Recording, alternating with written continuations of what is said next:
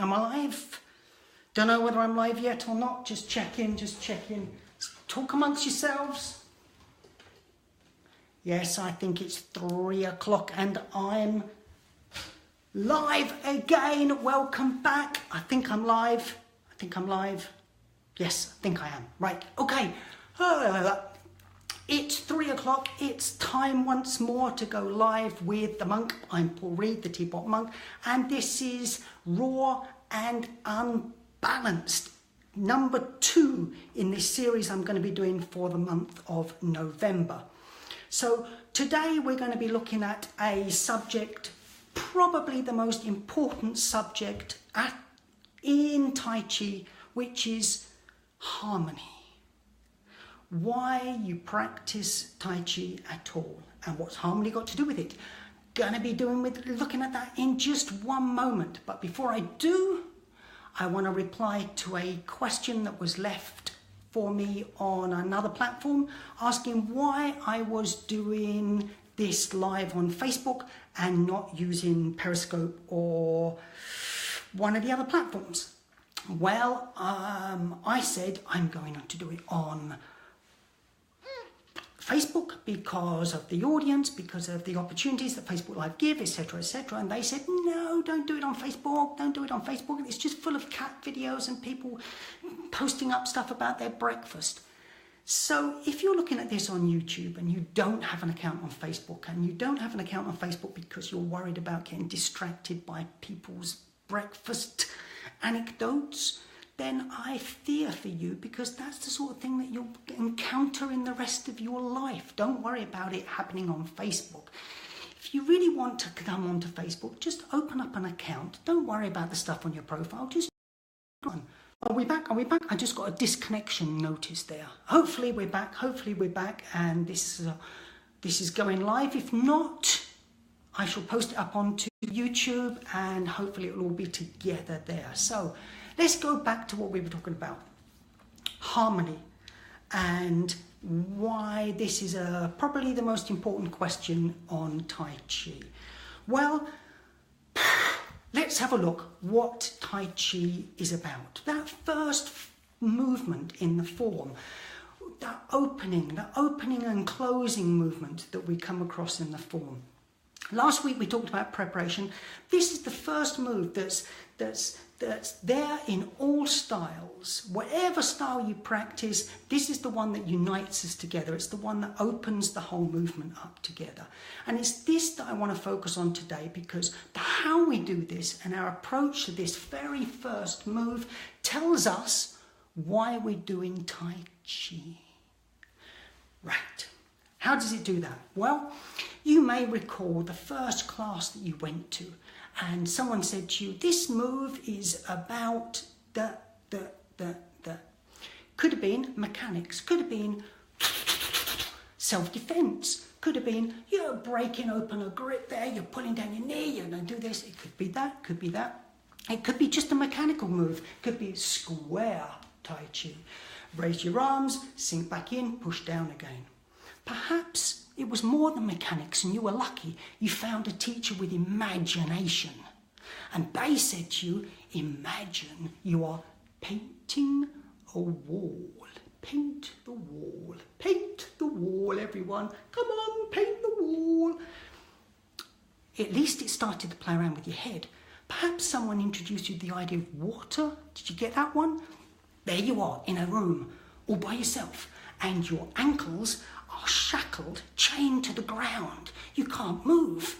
Suddenly, someone opens a door and in rushes a load of water, so much so that the water starts filling up the room. And as it reaches your arms float up on the surface of the water. And then, just as you're about to drown, someone pulls the plug out or opens the door again, and the water rushes out and your arms float down. Now, this is all very good. It's all very interesting. It gives you ideas about using your mind and body in conjunction, which is what Tai Chi is about. But it's also about something else. It's not just about mechanics. It's not about self-defense by itself. It's not about just triggering the old imagination. There's a third reason that I believe underpins everything we do with Tai Chi. And if we don't have this at the forefront of our mind, we might as well go and play badminton or something. What is it? It's the embrace of opposites, that yin-yangness of life, that curly-whirliness that enables us and tempts us into looking at alternative possibilities. So when we start this movement off, instead of coming up and down, we do the opposite. We go down and then we come up. Let's show that again. Instead of going up and down, we go down and up. There's a different feeling, there's a different possibility, there's a different relationship. And we open ourselves to other pathways. So, this is where it gets important and it gets interesting. This defines our relationship with the rest of the form.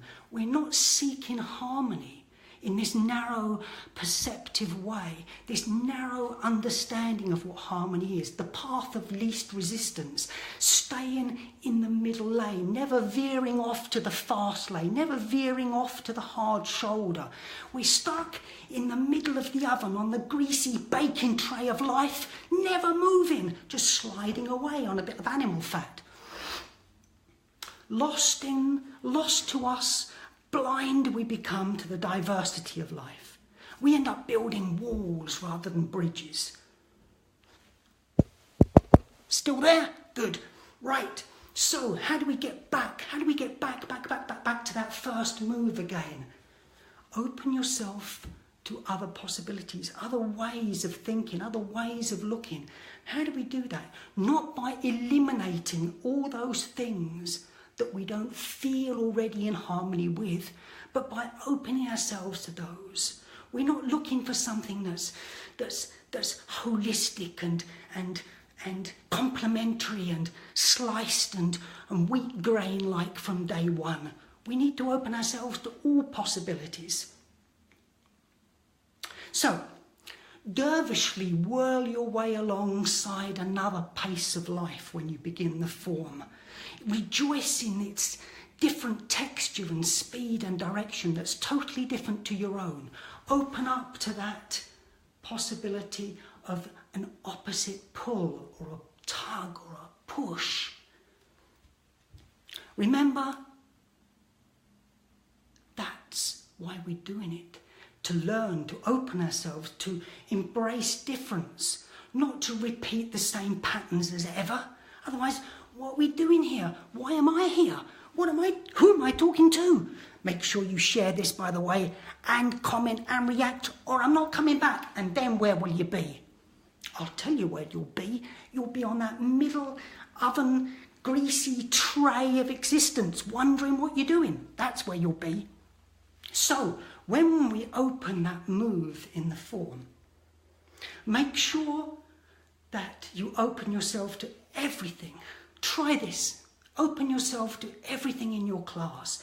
Who's there? What pace they're moving at? Whether you can hear something outside. All the things that I talked about last week. Open yourself to everything that's happening and go with that flow. Whatever you do, don't internalize yourself. Sink into your inner gallbladder energy. Start focusing on moving that. Astrally project yourself up to the ozone layer somewhere. And whilst you're doing that, everyone else has gone home, turn the lights off and lock the door. Then where will you be? Make sure your Tai Chi relates to what's going on around you. That's the importance of this movement. This movement is about energy, embracing opposites, opening yourself to change. Don't take the harmonious route. Take the one that looks interesting and challenging. Right, that's it for this week. That's all you're getting. Make sure you share this. Make sure you comment. Make sure you react. Otherwise, I'm not coming back. There, said it. By the way, next week, I might come back and I might talk about breathing. Yes, breath. Focused breath. Speaking of that, have a look up there for the comments or down there somewhere. You'll see a link to my new Udemy course on breathing. So think about doing that as preparation before next week. That's it. That's enough. I'm raw and I'm unbalanced and I'm the monk.